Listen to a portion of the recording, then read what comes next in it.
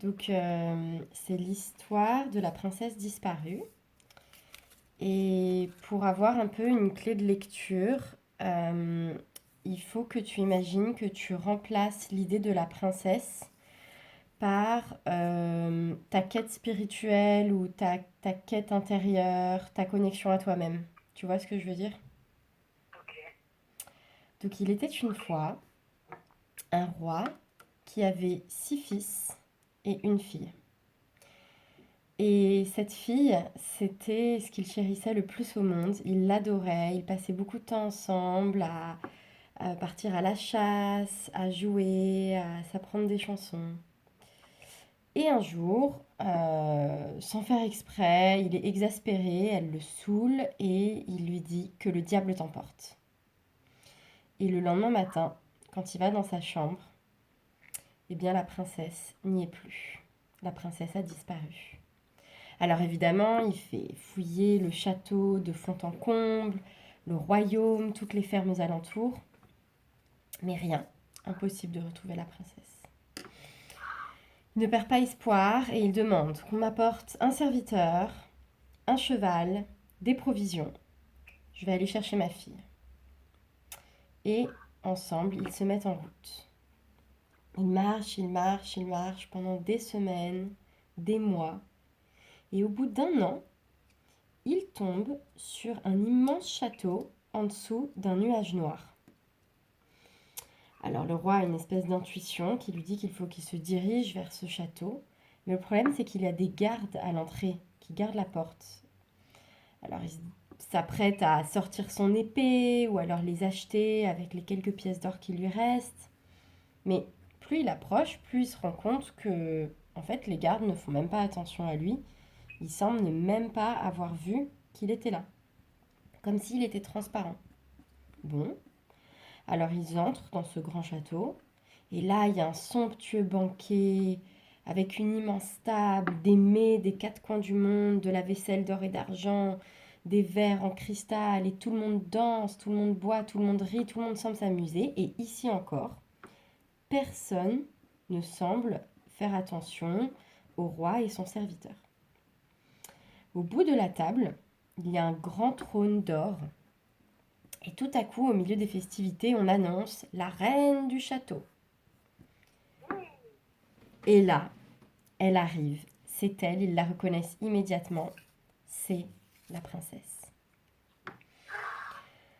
Alors le serviteur se faufile discrètement jusqu'à elle. Princesse, princesse, me reconnais-tu? Oui, oui, bien sûr, tu es le serviteur de mon père. Princesse, comment est-ce qu'on peut te faire sortir d'ici? Écoute, c'est très compliqué car je suis dans le château du diable. Mais il y a bien une chose que vous pouvez faire. Dis à mon père de s'isoler pendant un an, de ne parler à personne et de ne faire que penser à moi, prier pour moi, espérer me délivrer, qu'il se concentre uniquement sur moi pendant un an. Au bout de cette année, le dernier jour, il faut qu'il jeûne, qu'il ne mange rien, qu'il ne boive rien et surtout qu'il ne dorme pas. Et alors, il pourra me faire sortir d'ici. Très bien, princesse, je vais lui dire. Et le serviteur explique tout au roi. Alors, pour éviter de parler à des inconnus, ils s'enfoncent dans le désert. Ils laissent même partir leur cheval de peur de lui adresser la parole. Et pendant un an, le roi se concentre sur la princesse et il prie pour elle et il pense à elle et il lui chante des chansons dans son cœur. Et le dernier jour, assoiffé de paroles, il prend le chemin du château du diable. Il marche et là il entend un petit rossignol chanter. Et cette musique adoucit sa peine et il s'approche pour écouter le rossignol chanter. Et le rossignol est posé sur la branche d'un arbre et sur cette branche pend une pêche, mais une pêche mûre à souhait, parfumée, elle a l'air juteuse, c'est vraiment irrésistible et le roi ne se rend même pas compte. Il cueille la pêche, il mord dedans et il s'endort. Et il s'endort pour un sommeil d'un an. Et bien sûr, son serviteur, tous les jours, essaie de le réveiller, mais en vain. Le serviteur a très vite compris qu'il s'agissait d'une pêche empoisonnée et que ça ne servait à rien d'insister. Au bout d'un an, le roi se réveille, tout étourdi, il dit mais qu'est-ce que je fais là? Qu'est-ce qu'il s'est passé? Alors le serviteur lui raconte tout, le rossignol, l'arbre, la pêche, le sommeil. Et là le roi est désespéré, mais il ne perd pas courage, il se remet en chemin pour le château de la princesse. Quand il arrive, il y a toujours ce même éternel banquet somptueux. Et la princesse, en les voyant arriver, comprend que son père a échoué. Alors le serviteur demande, princesse, princesse, y a-t-il un autre moyen de te faire sortir d'ici? Hélas, je crains que non, mais vous pouvez essayer cela. Repartez un an sans parler. C'est peut-être un peu difficile de vous demander de ne pas manger le dernier jour, alors au lieu de cela, pendant un an, vous n'allez pas boire de vin, parce que le vin endort et que le sommeil est la pire des choses. Au bout d'un an sans avoir bu de vin, mettez-vous en route et là, peut-être, vous pourrez me délivrer. Alors le serviteur explique tout cela à son roi et il s'enfonce un peu plus profond dans le désert. Et il passe un an comme ça à penser à la princesse, méditer, prier pour sa délivrance. Et pendant un an, bien sûr, ils ne boivent pas de vin. Et le dernier jour, ils se mettent en route. Et sur le chemin, le roi aperçoit une fontaine. Mais une fontaine vraiment étrange parce que de cette fontaine s'écoule un liquide rosé et fruité, odorant. Alors, par curiosité, mais vraiment par curiosité, il ne pense pas à mal, il se penche et il veut goûter ce liquide qui s'échappe de la fontaine et c'était du vin. Et le roi s'endort. Et son sommeil durera 70 ans. Et pendant ces 70 ans, le diable décide d'emporter la princesse ailleurs. Et en chemin, la princesse croise son père endormi devant la fontaine et elle comprend immédiatement ce qu'il s'est passé. Alors de rage, elle arrache son voile, elle pleure et avec ses larmes, elle écrit sur son voile: Je me trouve sur une montagne d'or, là où toute chose est précieuse. Et au bout des 70 ans, le roi se réveille. Il ne comprend pas trop ce qui se passe autour de lui. Il demande à son serviteur: Où suis-je? Et le serviteur lui raconte tout. La fontaine, le liquide rosé, le sommeil. Et là, le roi s'en veut, il pleure de rage, il hurle, il tape des pieds, et au sol, il aperçoit le voile de la princesse. Alors il étend ce voile au soleil, et là il lit en transparence: Je me trouve sur une montagne d'or où toute chose est précieuse. Et il comprend qu'il doit se mettre en quête d'un tel lieu. Alors, avec son serviteur, il s'enfonce encore plus profond dans le désert, là où il n'y a pas âme qui vive, parce qu'il sait bien qu'une montagne d'or où toute chose est précieuse, ça ne va pas se trouver là où il y a des habitations, près des villages. Non, non, ça se trouve loin de tout. Et dans leur marche, ils rencontrent un géant, un homme immense, plus grand qu'une forêt. Il tient sur son épaule un lourd tronc d'arbre. Alors le roi lui demande: Bonjour géant, sais-tu où se trouve la montagne d'or où toute chose est précieuse? Le géant explose de rire. Enfin, on s'est bien moqué de vous. Vous savez bien qu'un tel lieu n'existe pas, sinon tout le monde le saurait. Non, non, je suis sûre que ça existe. Tu es sûre que tu n'as jamais rien entendu de tel? Bon, écoutez, je suis le maître des animaux de la terre. Laissez-moi les rassembler et je leur poserai la question. On verra bien.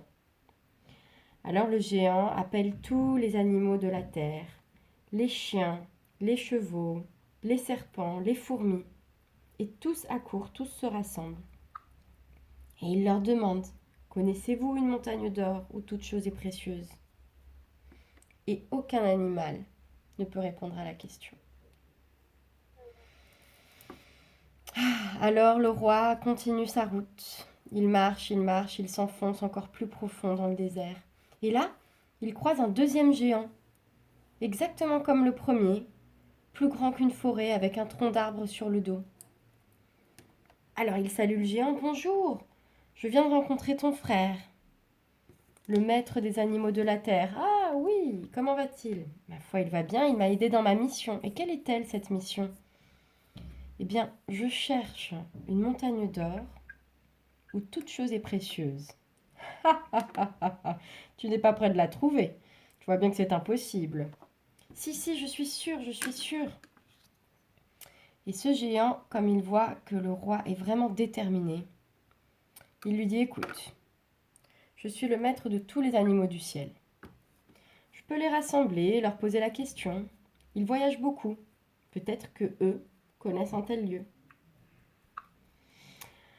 Alors, le maître des animaux du ciel rassemble tous les animaux, les canaris, les aigles, les moustiques, les papillons et tous les animaux du ciel accourent. Et il leur demande, connaissez-vous une montagne d'or où toute chose est précieuse? Et là encore, aucun animal ne peut répondre. Tu perds ton temps, lui dit le géant. Ça n'existe pas. Si, je suis persuadée que ça existe. Bon, écoute, continue ta route, plus loin dans le désert. Tu rencontreras peut-être mon frère. Il est le maître des vents. C'est ta dernière chance. Et le roi poursuit sa route. Cela fait déjà 2 ans qu'il voyage. 2 ans qu'il ne perd pas espoir. Et effectivement, au bout de plusieurs semaines de marche, il tombe sur un géant semblable aux autres, avec un énorme tronc d'arbre sur le dos. Et il lui demande, sais-tu où se trouve la montagne d'or, où toute chose est précieuse? Ma foi, non, ça n'existe pas. Si, je suis persuadée que ça existe, il faut que je me rende là-bas. Est-ce que tu peux m'aider? Alors, le géant voit que ce roi est vraiment désespéré et qu'il ne va pas lâcher l'affaire. Donc il lui dit, écoute, je suis le maître des vents.